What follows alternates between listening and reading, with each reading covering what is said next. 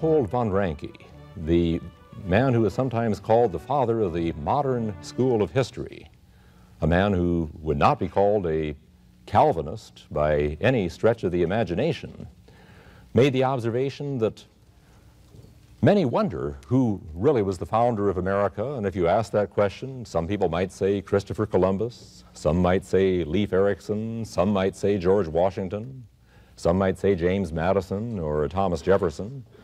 But Ranke says John Calvin was the virtual founder of America. George Bancroft, who was probably the leading American historian in the 1800s, and who himself was far from being a Calvinist, simply calls Calvin the father of America. And he adds, "He who will not honor the memory and respect the influence of Calvin knows but little of the origin of American liberty." You might ask, what does John Calvin have to do with American liberty? John Calvin was never in America. As far as I know, he never wrote about America. But as we saw yesterday, the vast majority of the Founding Fathers had been schooled in the thought of John Calvin. The churches that they belonged to were essentially Calvinist churches. That was true even of the Church of England at that time. They had the Confession of the 39 Articles at that time, which was essentially a Calvinist confession. But what does Calvinist religion, John Calvin, who is the precursor of today's Reformed churches and Presbyterian churches, what does that have to do with politics? Well, let's see some of the basic values that the Founding Fathers held, but first let's look at some of the major influences upon them. As we already saw, the Bible was a major influence upon their lives. The Bible accounted for 34% of all quotations found in the Founding Fathers' writings, and so we look at that as primary. They learned to read from reading the Bible. They were raised on it. The average colonist back in the 1700s heard several thousand sermons during his lifetime. And a sermon didn't consist of a mere half hour or like we think of sermons today. Sermons at that time would consist of many times several hours. And so they heard the Bible exposited from the pulpit. Besides the Bible, we have many other influences. Baron Charles Montesquieu was one whom they quoted very often, more often than any other human author.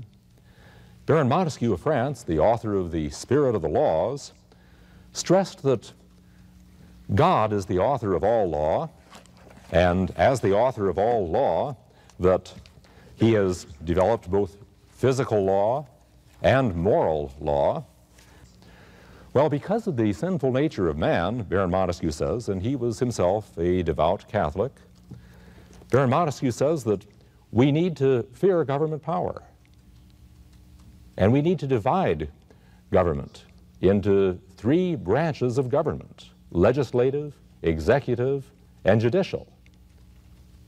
And he says further concerning government that the Christian religion, which ordains that men should love each other, would without doubt have every nation blessed with the best civil, the best political laws, because these, next to this religion, are the greatest good that men can give and receive. The Christian religion is a stranger to mere despotic power. The mildness, so frequently recommended in the gospel, is incompatible with the despotic rage with which a prince punishes his subjects and exercises himself in cruelty. While the Mohammedan princes incessantly give or receive death, the religion of the Christians renders their princes less timid and consequently less cruel. The prince confides in his subjects, and the subjects in the prince. How admirable the religion which, while it only seems to have in view the felicity of the other life, continues the happiness in this. He went on to say, and he is a Roman Catholic speaking, that the Catholic religion is most agreeable to a monarchy and the Protestant to a republic. Because, he says, the people of the North have and will forever have a spirit of liberty and independence which the people of the South have not. Now, he was not speaking of America at this time. And therefore, a religion which has no visible head is more agreeable to the independence of the climate than that which has one. Next to Baron Montesquieu, the framers read Sir William Blackstone, a devout Anglican. Now, Blackstone gave them the commentaries on the common law of England, that law which had been unwritten for many, many centuries. It's said that Blackstone's commentaries sold more copies in America than they did in England, because in England, we already had that common law tradition. Here in America, out here in this experiment in the wilderness, there seemed to be a greater need to put it down in writing so that we'd have it in concrete. It's said that many an argument in an American court was settled with a quote from Blackstone. Not only did Blackstone give the founders their concept of the common law, he also stressed to them the various categories of law. First of all, the revealed law that we spoke of last night, which he said is found only in the Holy Scriptures. Secondly, the law of nature, which he said is dictated by God himself and is the will of God, but which we understand through the God-given power of human reason and conscience, the law of God written on our hearts that we read of in Romans 2:14 to 15. And thirdly, the municipal law, that is man's attempt to apply the law of nature and the revealed law to human problems through civil institutions. A third thinker the Founding Fathers dealt with extensively was John Locke. Now, John Locke could not be called orthodox in every sense of the term. Being a very rational person himself, he did not believe in original sin. He believed in what he called a tabula rasa, or blank slate, the idea that every person is born neither good or bad. It's what's written on that slate afterward that counts. But John Locke was firmly within the Christian camp. In fact, one of his treatises that is not widely read today is titled On the Reasonableness of Christianity. And that reflects his orthodoxy and maybe a little of his unorthodoxy. He demonstrates that the miracles of the Bible are believable and credible. He demonstrates that the various doctrines of the Christian faith are logical and make sense. And essentially, what he seems to be thinking is that if he can just show everybody how reasonable Christianity is, everybody will become Christian. He didn't quite understand that the real problem is not with the human mind, it's with the human heart. But basically, John Locke was in the orthodox camp. And two main things that the Founding Fathers derived from John Locke were, first of all, John Locke's understanding of social contract. That is, the idea that government is not imposed from the top down. Rather, we the people join together in the sight of God. And he dates this back, if you read through his treatises on civil government, he dates this back to the covenant that God made with Noah. People join together to establish a government and give that government certain authority. And Locke emphasized that government has only such authority as we the people have delegated to it in that social contract, which of course is our Constitution, and that government has no power other than this. A related concept John Locke emphasized was that of God-given human rights. John Locke believed in natural rights of life, liberty, and property, and he said that these are given by God. And repeatedly in his first and second treatises on civil government, he cites scriptural authority for those propositions. Those then were the three main sources that the Founding Fathers used to derive their ideas. But there were also others, the international law thinkers like Hugo Grotius of Holland, who stressed that international law, as we know it today, is to be based upon the law of nature. Now, Grotius emphasized that natural law, in that sense, can be understood only by Christian princes and Christian nations, because they are the only ones who can understand this law of God. Two other thinkers, however, Lutheran thinkers, Pufendorf and Vattel, stressed that the law of nature and the international law can be applied to Christian and non-Christian nations alike. One of their reasons for saying this was that, based upon Romans 2:14 to 15, when we read of the law of God written in men's hearts, that even the unregenerate man has an ability, albeit an imperfect ability, to understand basic ideas of right and wrong, God has written that on our hearts in the form of human reason and human conscience. And so they would extend natural law beyond just the Christian nations, and they would apply it to non-Christian nations as well. It's interesting to see how these concepts are based on concepts from a century or so earlier, deriving out of the Spanish conquest. You have thinkers in Spain at this time, Father Francisco de Vitoria, who many call the father of international law, and Father Suarez. These Catholic fathers, in their lectures at the University of Salamanca and elsewhere, devoted themselves extensively to speaking about the Spanish conquest. Vitoria said that the strongest basis for justifying Spain's action was the right that people have everywhere to hear the gospel. We do not have a right, he said, to force people to accept the gospel, but people have a right to hear it.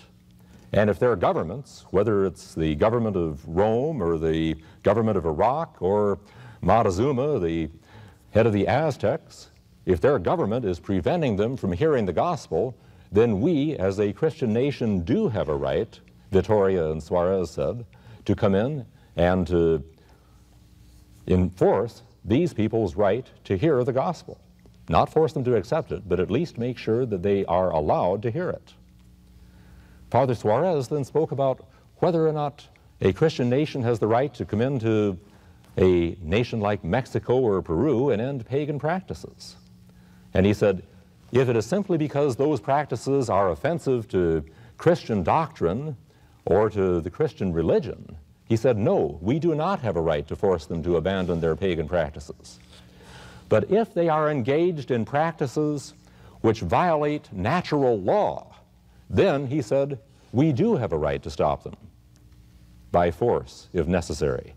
And he included in those 3 categories, all of which were practiced extensively by the Aztecs. 1, cannibalism. 2, human sacrifice.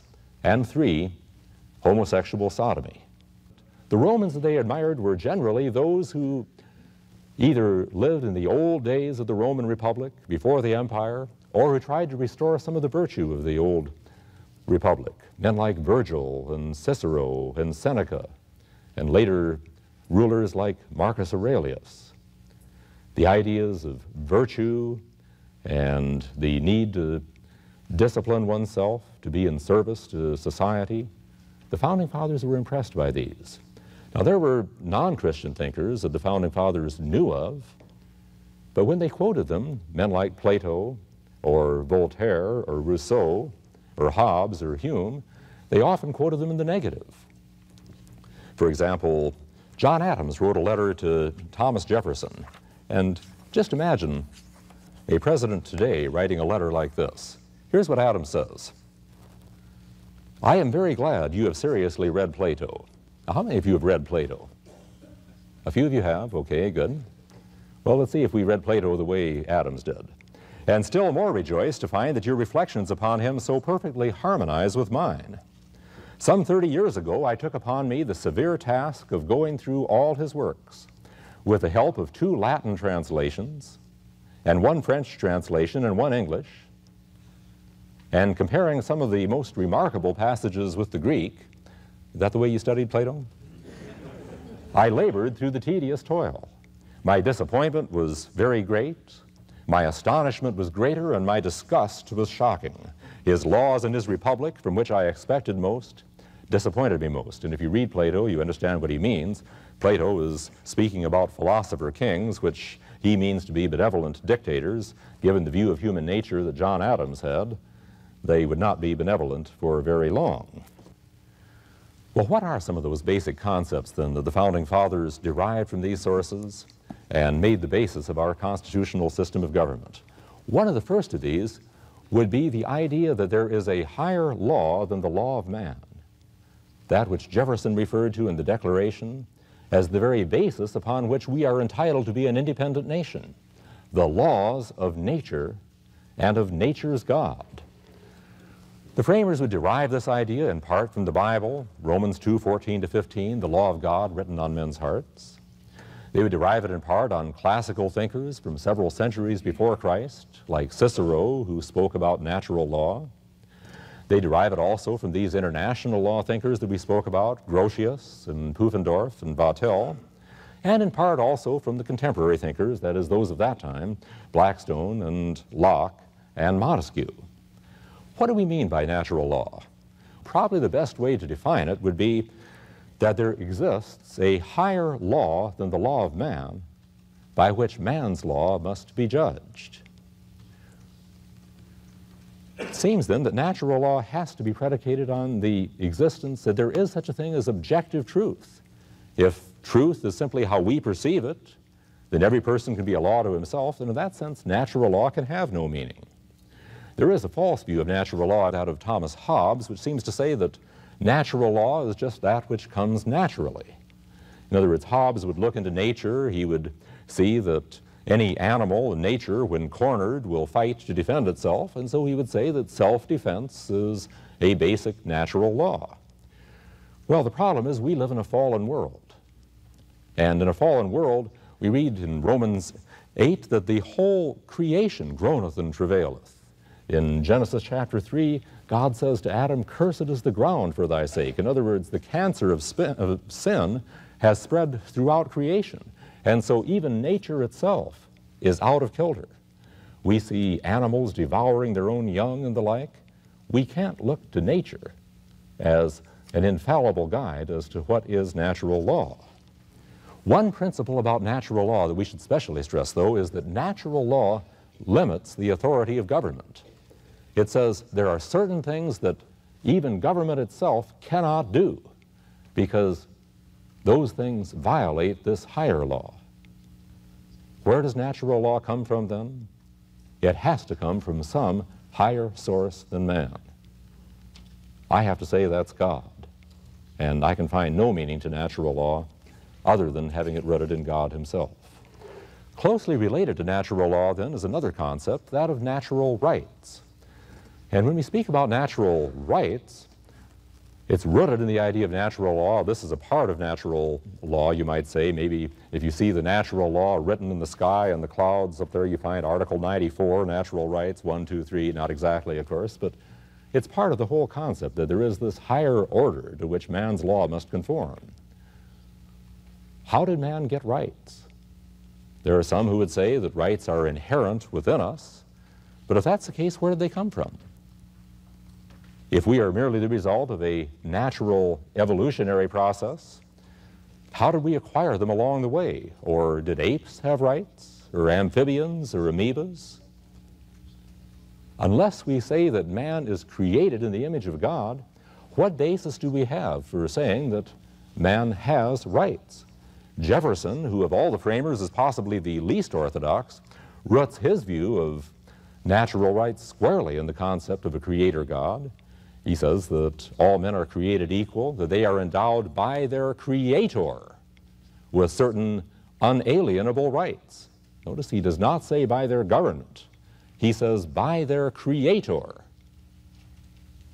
And if we don't recognize the creator, what basis do we have for saying that rights exist? If they simply come from the state, they're not rights at all. It just becomes the state giveth, the state taketh away, blessed be the name of the state, and we're back to the pagan view of state worship. These rights were summarized by many of the framers and by John Locke as consisting of life, liberty, and property. And you can derive these also in part from the negative commands of Scripture. Command, thou shalt not kill, conveys a right to life. Command, thou shalt not steal, conveys a right to property. Commands against man-stealing and kidnapping and enslavement convey a right to liberty. You can see those basic rights that are implied in that way. You can also see them in the sense of man possessing a certain human dignity, having been created in the image of God, and certain rights going with that dignity. Life obviously has to be the basis for exercising other rights. It's pretty hard to exercise your right to liberty and your right to property if you are not alive. If any of you have problems understanding that concept, we'll talk about that during the break. Liberty, when the framers spoke about liberty, they used the term not just in the sense of being able to do whatever you please. We use that term today and we think if it feels good, do it and do your own thing. That's not what they meant. They used liberty in the sense of having liberty of conscience and liberty to follow up that conscience with action to do what we believe to be right. I think it's very well said that true freedom is not just the freedom to choose. True freedom is the result of making right choices. And then they spoke of property. And today's thinkers would look at that and think, oh, property, that's materialistic, that's greedy. The framers didn't view it in that way. There's nothing wrong with accumulating wealth, so long as you do so honestly and ethically. But they viewed it as more than just material gain. Property was viewed as a means of productivity. You get that new computer, you get that cellular phone for your car. These are means of making you more productive. Property was also viewed as an extension of the person. The way you dress, maybe the type of car you drive, the way you decorate your house, all this says something about you as a person. Now Jefferson, in the Declaration of Independence, expands property to pursuit of happiness. And that does not mean that Jefferson didn't believe in property. He certainly did. He just used the term more broadly. It was a type of self-discipline, being willing to bridle one's own passions and one's own desires, to work instead for the good of family and community and nation as well. And they saw this pursuit of virtue as the only basis for genuine happiness. Other concepts, equality. Now, it has to be recognized they did not fully practice this, but at least they laid the seeds. And they recognized that this concept of equality is based squarely upon the idea that man is created in the image of God. What does Jefferson say in the Declaration? We hold these truths to be self-evident, that all men are evolved equal. No, created equal. But the point is, if you believe that man is simply the result of a natural evolutionary process, what basis do we have to deny the possibility that maybe some races evolved further than others? Further, we see in the Scriptures that God is no respecter of persons, Acts 10:34, Galatians 3:28, that in Christ there is neither Jew nor Greek. Government by consent of the governed. That doesn't sound like a biblical concept exactly, and yet, if we look through Scripture, we do find references to government by consent of the governed. We find, for example, in Judges 8:22, the men of Gideon, or the men of Israel, said to Gideon, rule thou over us. Gideon didn't just step in and say, okay, I'm going to be the ruler, bow down and worship me, or I'm going to cut your heads off. They made him their ruler. Or Judges 9:6, the men of Shechem made Abimelech king. They established him as king. And many other passages that we could cite as well. We recognize that God is the source of all authority. He is absolutely sovereign. But he has delegated certain authority to human entities. He does so through the people as they establish the government. God as the source of all authority was something that most of the colonial charters clearly recognized. In fact, the Charter of Pennsylvania expressly referred to Romans 13 as the source of governmental authority. And this ties in very carefully then with John Locke's theory of social contract, just the basic idea of covenant government once again. Now we get down to a practical problem.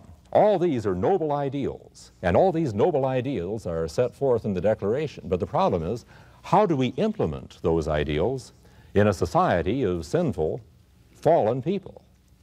The framers knew that man is as the Bible describes him, essentially self-interested, corruptible. John Adams declared that human nature had not changed since the Garden of Eden. Even Thomas Jefferson, who was probably more enamored by revolutionary ideas and by the Enlightenment than others, even Jefferson wrote after the French Revolution, "Let no more be said of trust in man, but bind him down with the chains of the Constitution." See, the framers faced a real dilemma. They knew on the one hand that people are sinful, and therefore we need a government to keep people's sin nature in check.